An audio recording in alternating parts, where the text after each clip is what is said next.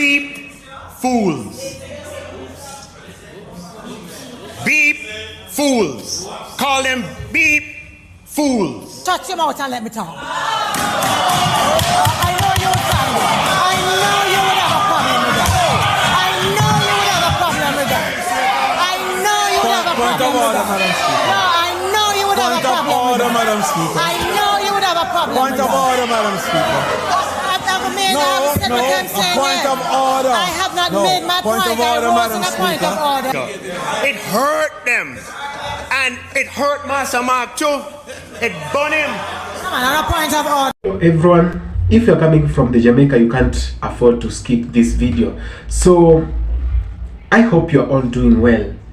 Now, have you ever asked yourself why most leaders change immediately after being elected, and why they behave to be humble while not in office, and immediately they are given the position they start misbehaving and they become rude to the people who elected them? Now, this is a case of Nigel Clarke, the Finance and Public Service Minister in the Republic of Jamaica. So this scenario happened in the Parliament. They were discussing about the 2023-2024 budget, where Nigel Clarke said the government wanted to adjust some taxes to the Jamaican people so as to cope with the budget that was being proposed. Now, some members of PNP, the opposition in the Parliament, now heckled.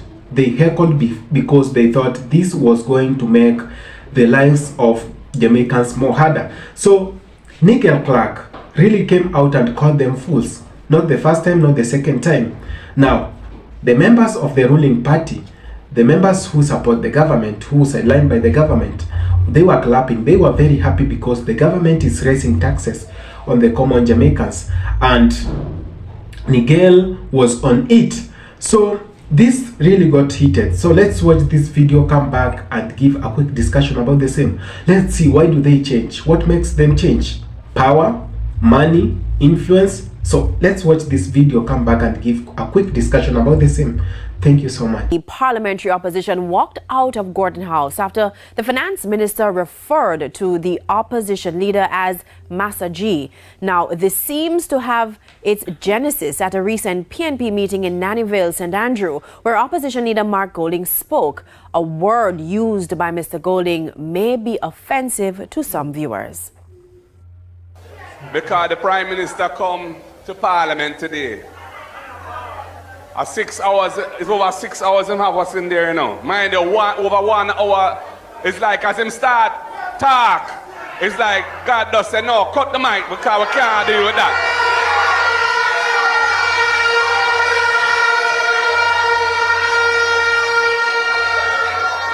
And of course, the labor right, they must say, we are sabotage the thing. They're so damn fool. Everything what happen now, they say how we do it. If this group go on strike, them say how we. If this one go slow, they say how we. And if the mic stop working at Parliament, them say how we. I saw a clip yesterday when the opposition leader referred to labor rights, Madam Speaker, or those who identify with a particular party known as the Jamaican Labour Party. And I can't say the words, but he said, beep fools. Beep fools. Call them beep fools.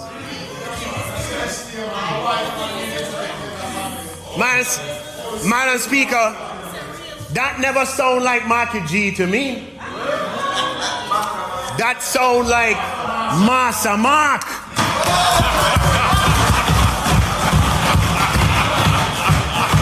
Master Mark, Madam Speaker. Now, Dr. Clarke went on to describe the mood of the opposition because no new taxes have been introduced in the fiscal year. It seems to hurt them, Madam Speaker. It hurt them. And it hurt Master Mark too. It burned him. Come on a point of order, Madam Speaker. No, on a point of order, Madam Speaker. On a point of order, Madam Speaker. On a point of order, Madam Speaker. Madam Speaker, I believe that the Minister of Finance, in terms of... Shut your mouth and let me talk.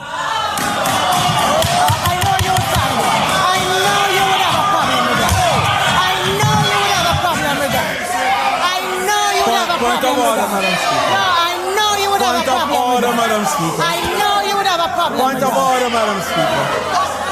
A point of order. I have not made my point. Of order, Madam Speaker. The member has used unparliamentary language in the Honourable House by indicating that the member should shut his mouth. That's unparliamentary language for which he must withdraw.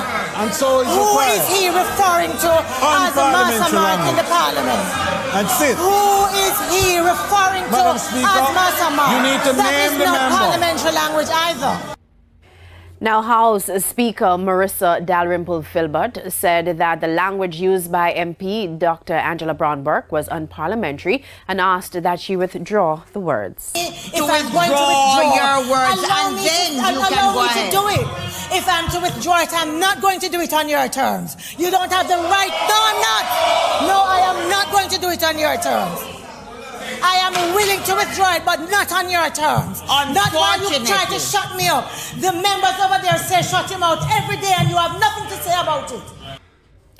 Now, the Speaker stated that next week she will rule on the matter after receiving a copy of Hansard, and that is a transcript of what is said during parliamentary session. Now, so we elect leaders. Others are not elected. Others are appointed. Nigel Clarke is appointed.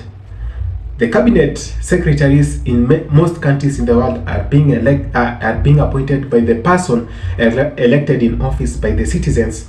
Now, they now get elected and now they think they're working for the president or the prime minister or anyone who elected them, who appointed them, I mean. Now, this is not a different case. It's happening in Africa, happening in the Caribbean, and happening in many parts of this world, where when public service personnel, those elected in the public domain offices to serve the common citizens, now turn to be so arrogant, they turn to behave in a way suggesting that they are not even to be questioned. Now, this really happened in the Jamaican Parliament, and Nigel Clarke, the current serving public finance and public service minister, got out of hand, used all the vulgar language that should not be used in Parliament and anywhere else across the public domain. Now, some members of the PNP, People's National Party, thought that he was being so unparliamentary. He was using the language that should not be used in the Honourable House. Now, some members of the ruling party were clapping and they were so happy because of whatever Nigel Clarke was doing. Now, have you ever heard of brainwashing? Now, this is very real. Have you ever wondered why some people or some members of parliament will always support even that least thing being supported by the government to perpetuate and make lives harder for the common citizens? Have you ever wondered why they clap when even the prime minister or those ministers use the vulgar language, when they abuse others in public? Have you ever wondered why the same people sidelining with the government do not care whatever you go through? They only care when they are coming to get your votes. Now, I don't say in any country the opposition is good. The opposition is just good because it failed and it wants more favors from the common citizens. They want to be elected and they are trying to be vulnerable in the public domain eye. Now, many people may say Clarke was right or something, but I don't think there are some things should be used in the public. Many people will sit down and watch the parliament sessions.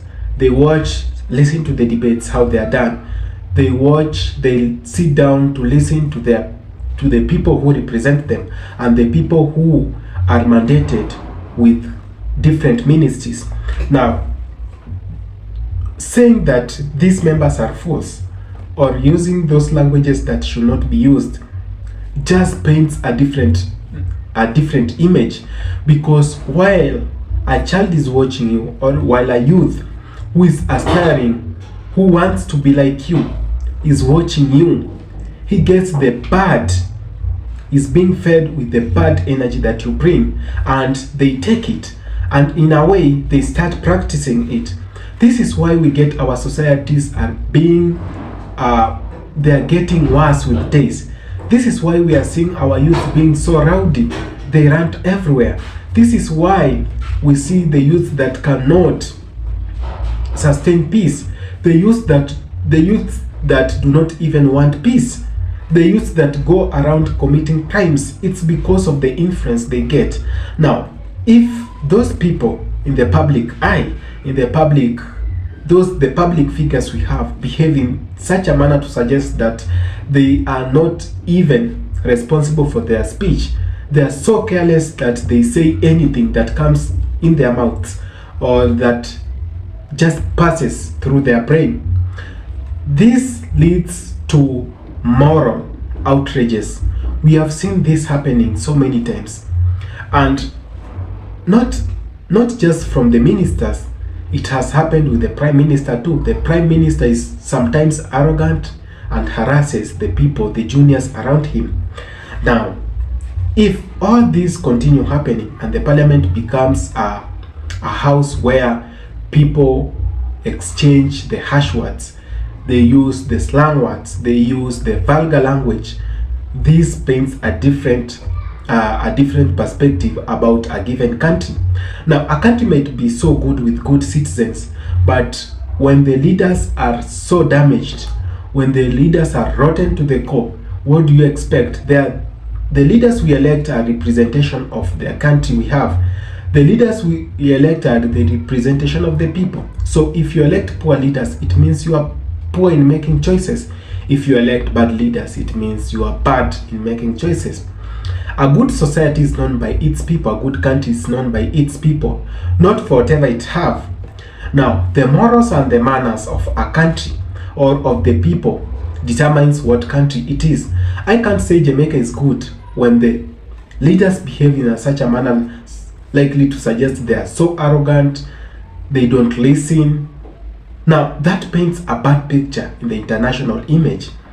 Now, talking of the international image, I've not been to Jamaica myself, but what makes me to say Jamaica is good or Jamaica is bad?